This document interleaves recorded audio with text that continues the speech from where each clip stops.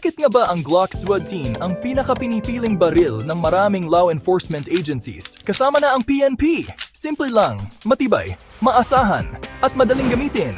Hindi mo kailangan ng komplikadong maintenance, kaya perfect ito para sa mga pulis na laging on the go. Bukod sa pagiging lightweight, meron itong 17-round capacity.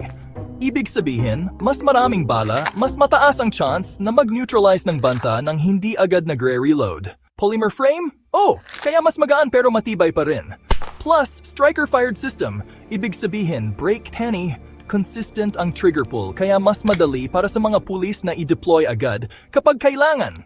At syempre, subok na sa tibay. Kahit itapon, ibaon sa putik o lunurin pag binunot mo. Pwede pa rin pumutok. Sa mundo ng pulisya, reliability ang pinaka-importante. At dito pasado ang Glock 17.